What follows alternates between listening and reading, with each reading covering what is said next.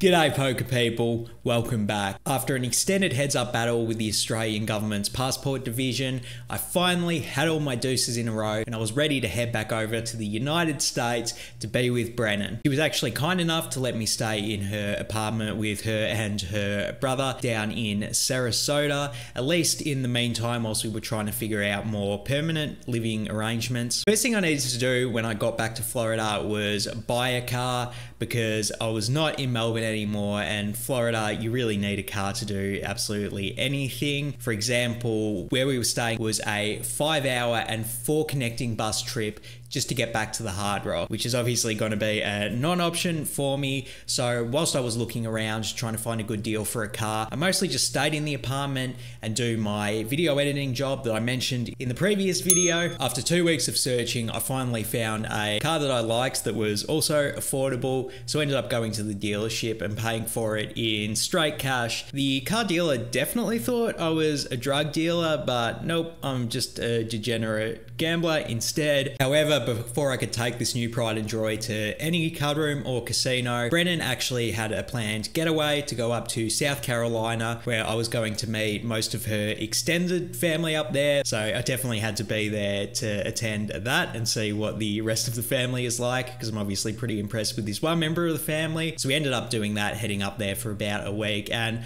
I had a great time. I met everyone in the extended family and it really made me feel just continuing to have positive feelings about this brewing relationship. But after the week, we did have to return back to Sarasota. But on the way back, we just happened to stop in Jacksonville, or Jax for short, which is the home of the Bet Jax card room. And you know, I haven't played poker in a minute at this point, so I'm definitely keen to get a session in. We end up booking a hotel room for the night, which Brennan stayed in whilst I was grinding a session at the Bet Jax. So Brennan drops me off and I walk into this massive building with about 63 poker tables, or 63 exactly if Google isn't lying, and most of them were full even though it was a Wednesday night. Anyway, I go up to the front desk and I say I want to play some 2-5, and I get immediate seating. I ask them what the buy-in is and they say the max buy-in's 800, which is cool. I get my chips, I sit down at the table and I'm ready to get into some 2-5 action. Let's get into it. The very first hand I VP'd was 10-8 of clubs on the button. I made it 15, and then I get a call from an unknown small blind and big blind. So we go 3 ways to a flop of ace 9-7 with 2 diamonds. Then the small blind decides to lead out for 15. The big blind gets out of the way. Now the action's on me here, and I think both calling and raising are fine with this hand. As long as you're not folding, you're playing this hand well in my opinion. I decide to call in this instance, and we go heads up to a turn, which is the 6 of diamonds. So cool, we do get there with our straight, but the obvious front door flush gets in. So when the small blind goes ahead and bets 20, I am at least a little bit concerned that they might have turned a flush, but obviously not going to be concerned enough to fold here. I did consider raising to potentially get value from hands that are 2 pairs or sets that are obviously going to call a raise. Plus, if the villain has a hand like ace jack with the jack of diamonds, something that has a lot of equity, we can squeak out a bit of thin value from that hand as well, or hands like it. In game, I decided to call. I think this probably is a slight mistake. However, not inflating the pot here against an opponent who probably has a lot of flushes in their range, I definitely think there is merit to it. Another pretty close decision, I just did pick the passive line this time. So it heads up to the river, which is the 2 of spades. The small blind checks it over to me. Now I think we have a no-brainer bet spot. Trying to get value with our straight, but I think it's a somewhat interesting sizing decision. We're trying to get value from mostly just ace-x hands, which I don't think are gonna call a super large bet. So I decided to size down a little bit. I went ahead and bet 50, a little under half size of the pot, and then the opponent folds pretty quickly. 9-3 offsuit face up. So wow, we are not in Tampa anymore. Clearly they give a bit more action here in Jax. That is a wild hand to be showing down. Don't really think I'm going to be able to get any value from that hand, but happy to drag in this pot and have the opponent show a very interesting combination. Before we get into the next hand, I just wanted to take this opportunity to invite all of you to join the Anti-Gambling Gambling Club. Head over to lebets.com. We have a bunch of different anti-gambling gambling club t-shirts, hats, and hoodies in all different types of sizes and colors. So head over to lebets.com and join the club. But for now, let's get back into the gambling. Well, second interesting hand I play, we've got the $10 under the gun straddle on. Let's go. We end up getting 4 limpers before my big blind, where I have a queen jack offsuit. Pretty interesting decision here, whether we want to raise or over limp.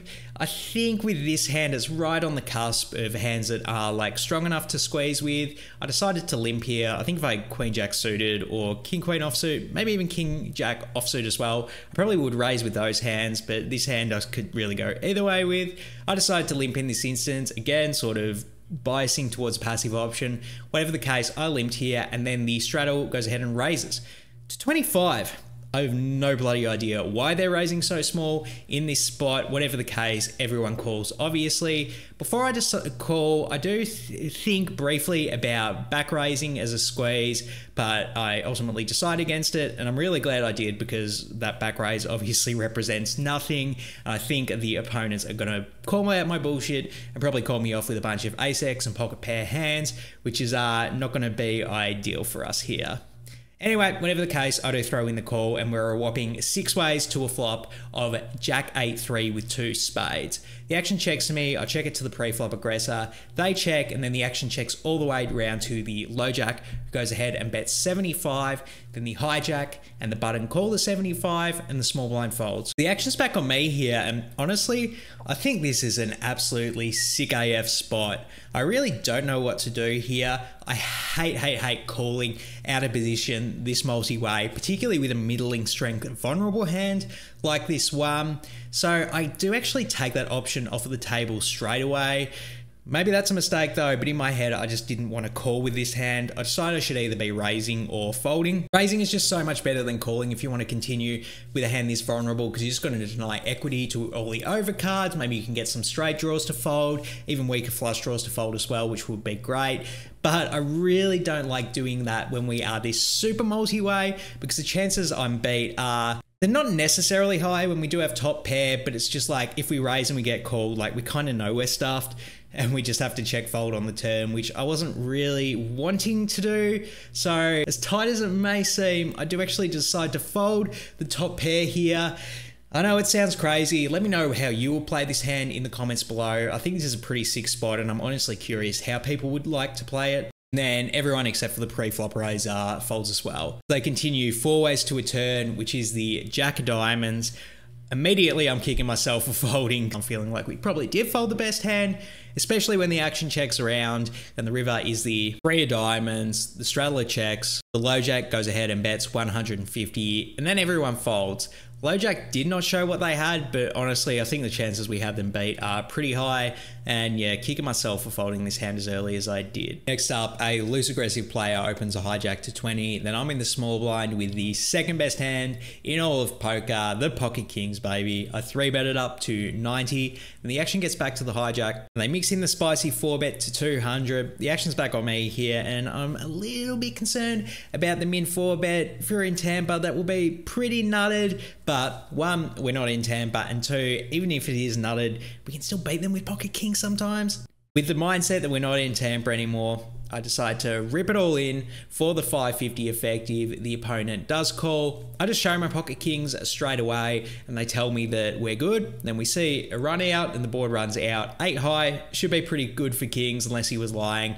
And then he says a nice hand as he throws his cards in the muck. So decent little pick up there with the premium. Let's go. Next hand up, I'm in the hijack with Queen 10 of clubs. I go ahead and make it 15, and then I get a call from a passive cutoff and a tight aggressive big blind. So we go 3 ways to a flop of King Jack 8 with 2 spades and 1 club. So decent flop for us. We do have the open-ended straight draw. When the big blind checks it over to me, I go ahead and bet 20, and then only the cutoff calls. So we get to see a turn. This is the 6 of clubs. So let's go. As if our open-ended straight draw wasn't strong enough of a draw. We had a flush draw to it. Absolutely loving our hand. Definitely want to continue betting here with one of the premium bluffing hands. It's almost so strong, it's like not quite a bluff, but definitely going to mix in the bet here. I go ahead and make it 75, and then the cutoff calls.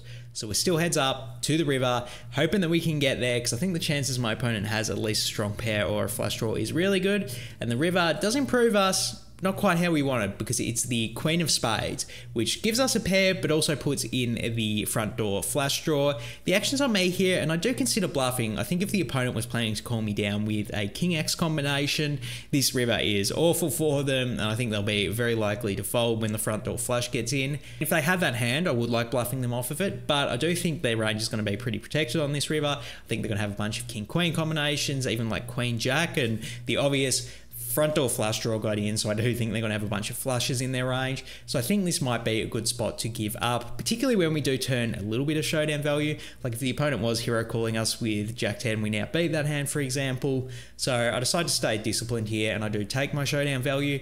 I check it over to the opponent, who goes ahead and bets 200. And when they use this bet sizing, I'm pretty thoroughly convinced that they have two pair or a flush. So there wasn't really any consideration to hero call with my Queen 10 here. I just end up folding and move on to the next hand. Next hand up, we've got the $10 straddle on again, and I'm in the cutoff with pocket kings again. Let's go, love this hand. I go ahead and make it 30, and I get 3 different callers. So we go 4 ways to a flop of 7-6-3 rainbow, and then things get interesting because when the action checks to the straddle, they actually decide to lead out for 80. Now the action's on me next to act, and I think it's a pretty interesting decision whether we want to call or just raise here. I decide to call in game. I really do think either option is fine. Maybe calling's a little bit better, particularly with 2 people left to act in the hand. Raising would just look like really nutted here, and I really don't want to scare either of those opponents. So I decide to call. I will say again, it's me sort of defaulting to a passive bias, which maybe will be a bad trend overall, but I think calling probably is a slightly better option here. I call, and then both the other opponents fold anyway. So we're heads up with the straddle to the turn. Is the 2 of diamonds putting out backdoor diamonds, and then the straddle goes ahead and bets 75, so they actually down bet from their previous spot. And now I think we absolutely have to raise for value with a hand this strong before the river card puts out something that scares off their 7x through pocket jacks combinations. I go ahead and make it 225, and then the villain throws in the call. So we're heads up to the river, which is the 6 of spades. Should be a pretty clean river for us. Straddle checks it over to me, and we got a clean river. The SPR is around 1, so I don't think there's anything to do here, but rip it all in and hoping the opponent calls off with ace-7 or something that's a weaker 1 pair hand. So that's what I do. I rip it all in, and then the opponent folds pretty quickly. So damn, couldn't quite get full value there, but I'm at least glad that we got 1 raise in to bloat up this pot a little bit. Next hand up, we've got the $10 straddle on again. Let's go. Definitely playing a little bit of a higher stakes game with the 2-5-10 here, which you love to see. Anyway, the action starts on a passive at low jack, who goes ahead and open limps, and then a aggressive cutoff makes it 25. The button calls, and then the action's on my small blind with yet again pocket kings. Let's go, baby. Good things come in threes. I got the kings for the 3rd time in this session. Rebet it up again, of course. I go ahead and make it 130, and then the preflop limper actually limp calls my 3-bet, and the 2 other players fold. It's not quite what I was expecting if I was going to have a heads up pot here, but not going to complain when I'm getting action with my 2nd favorite hand. And we do go heads up to a flop of Jack 9-6 rainbow. The action's on me here, and I actually decide to check this hand over to the opponent. I do think this hand is a mistake, and this is really the point in the session where I'm noticing my passive bias is probably costing me EV. You know, the ones before I should brush aside because, you know, the passive option was a fine play, but I think this is the first time where I've been passive to the extent it's actually costing me EV. I think a C-bet is much better here, particularly against a passive opponent, so I definitely think this is a big mistake checking it over to them. Whatever the case, I check it over to the opponent, who goes ahead and bets 130, then I throw in the call. So we are still heads up to a turn, which is the Queen of clubs putting out backdoor clubs. Not the best turn card in the world. We do now lose to Queen Jack or pocket queens if my opponent decides to play it this way. So proceeding with a lot of caution here, I check it over to the opponent, who checks back. So we are feeling a lot better that we do have a good hand here. I actually think it's maybe possible the opponent did turn a queen and they're sort of checking it to play pot control. They at least have ace queen and queen 10 in their range, since queen 10 was an open-ended straight draw. Whatever the case, we do get to see a river, which is the 9 of hearts pairing the 9. Definitely want to go ahead and bet here to try and get value from those queen X combinations that took their showdown value as a check on the turn. I go ahead and bet 300, and then the opponent calls pretty quickly. We love hearing that. I turn over my kings, and then the opponent throws their hand in the mark. Next hand up, we've got the under the gun straddle still on, still playing a big game. Let's go. And then a passive under the gun player limps, an aggressive hijack makes it 30, bet, and I'm in the small blind with pocket nines, definitely hand strong enough to 3-bet. I go ahead and make it 130, and then both the pre-flop limper and the pre-flop aggressor call. So we do go 3 ways to a flop, and it's a decent one. 9-6-5 with 2 hearts. Let's go. We make top set. The action's on me here, and I decided to check. Again, with the passive bias showing through, I think I made another mistake. My mindset in the hand was I really want to get in the check raise here. This board's good for both my opponent's range, so I think the chances that they stab at it or just bet a strong hand themselves that can call a check raise is pretty likely, but probably overthinking this one, particularly with a passive player in the under the gun position. Whatever the case, I check, looking to get in the check raise, but I can't because the action checks through. Shit. Anyway, we are 3 ways still to a turn, which is the 4 of clubs. So I actually like this turn card because now my opponents have a bunch of like pair plus open-ended straight draw hands that can call a bet. And so I definitely have to start betting for value now. I go ahead and make it 150, and then only the under the gun player calls. So we're heads up to a river, which is the 7 of spades. God damn it, this is an awful river. Any 8 or any 3 now makes it a straight, which is not ideal when we only have a set. So I think we do have to play it a bit cautious and check it over to the opponent here. And then they go ahead and bet 225. And honestly, at this point, I'm very concerned that we do lose to a straight. I said that a bunch of my opponent's hands were open-ended straight draws plus pairs on the turn. And yeah, a bunch of those hands did get there. Any 8, any 3. And if my opponent did have a worse hand, I really don't think they're going to value bet on this river. Maybe if they have like pocket 7s or pocket 6s, but I just think that is so much less likely than them having a straight in this position. So honestly, I do think folding probably is the highest EV play in this position, especially considering we're against a passive opponent. In game, I think I got in my head a bit too much, and it's like, oh, maybe they are value betting a worse hand, maybe they're bluffing with a missed flush draw, and I do throw in the call only for the opponent to show me 3-2 offsuit. So there you go, we did end up paying them off, which I was pretty annoyed about because I definitely think if I had have thought about this hand a bit better, I would have been able to get away from it. And I end up mucking my cards, and then the opponent asks what I had, and I just straight up told him I did have pocket 9s. And he's like, bro, you always check your strong hands on the flop. And I'm like, oh my God, I'm actually at the point where I've been so passive that even recreational players are needling me for playing so passive. Next hand up, the straddle is still on, and then the passive under the gun player goes ahead and makes it 35. Then I'm in the small blind with the JJ Abrams pocket jacks. I go ahead and 3-bet it to 150, and then the under the gun player calls. So we go heads up to a flop of Queen 8-6 Rainbow. The action's on me here, and you can probably guess by now, I'm going to default to a passive option. I do check it over to the opponent. Again, I don't necessarily think checking here is a mistake by any measure, but I'm really thinking maybe I should try and mix in some more aggressive lines, even with middling strength strong hands like pocket jacks here. Whatever the case, I check it, and then under the gun checks as well. So we get to see a turn, which is the 5 of diamonds, putting out backdoor diamonds. Now, I catch up to where I think I should have been on the previous street, and I do mix in a bet, essentially just trying to get value from worse pairs, plus any 7x combination is an open-ended straight draw. I make it 150, and then the villain calls. The river is the 3 of hearts. The action's on me, and now I'm starting to wonder, is it too thin to try and get value in this spot? Potentially like 8-7, pocket 7s. Pocket 10s might call, pocket 9s might call a bet as well, but I do wonder if it is a bit too thin. My opponent can definitely just have a Queen X combination that they were sort of setting the trap with on the flop. Plus, if my passive opponent did slow play, a set, or a turn straight, I wouldn't actually be totally shocked either. So I do wonder if it maybe is a bit too thin to try and get value. In game, I decide to go for it. Let's just put them to the test. If they do have pocket 7s or 8-7 or pocket 9s, I go ahead and make it 200, and then the villain thinks for maybe 5 seconds before raising it to 600. And I'm like, oh my God. I did say when I bet the river, I do expect that a passive opponent is at least sometimes going to be mixing in some traps on the turn, and I think it's very likely that that's what they've done here. Do give them credit for 9-7 suited for pretty much all of the sets on this board, including pocket queens probably. So I do decide to fold my hand here, and yeah, I'm wondering if I did go a bit too thin on that river with the pocket jacks. Next hand up, we've still got the $10 straddle on. Let's go. A passive low jack open limps, and then I'm in the hijack with pocket 6s. I ISO raise it up to 55. This is probably too loose to be using this hand for an ISO raise size, but as they say, folding is boring and I want to get in the mix. I make it 55 and then I get no less than 3 different callers. So we do go 4 ways to a flop of King 7-5 Rainbow. The action checks to me in position here, and I think checking probably is the best play here. And you know, considering I've had this passive bias on the flop pretty much all session, this is actually the one spot where I think it's a good play to just go ahead and check. So naturally I go ahead and see bet 75. I think this is definitely a mistake. I guess it's good because it denies equity, but I've really got to be concerned I'm behind betting into 3 different people, and just being in position, this hand's going to benefit a lot from seeing a free turn.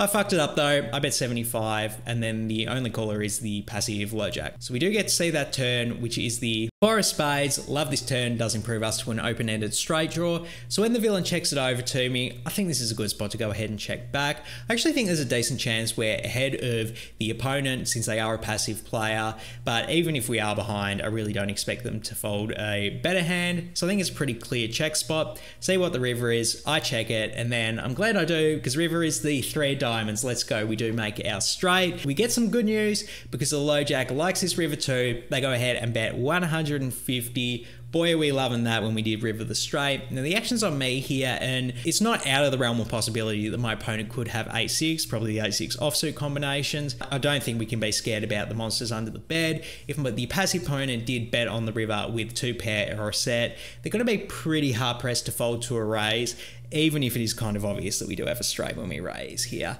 So I decide to raise it up. I go ahead and make it 370, and the opponent doesn't think too long before folding. So there you go. I don't really think they have much that could call a raise. But whatever the case, we're going to rake in this pot in the last interesting hand we played in this session. I didn't even realize it when I stepped in, but the room actually closes at 4 a.m. on Thursday morning. So our table disbanded at this point, and then I had to call up Brennan to come pick me up because she had the car. So she ended up picking me up, and we went back to the hotel to get a little bit of sleep before we had to drive back to Sarasota in the morning. That's my brand new car, which I was able to freely use to drive to whichever card room I wanted, which I definitely did plenty of moving forward, living in Florida. See what happened in the next video. Make sure you hit subscribe because we've got plenty more gambling to get to. But for now, I'm out of here.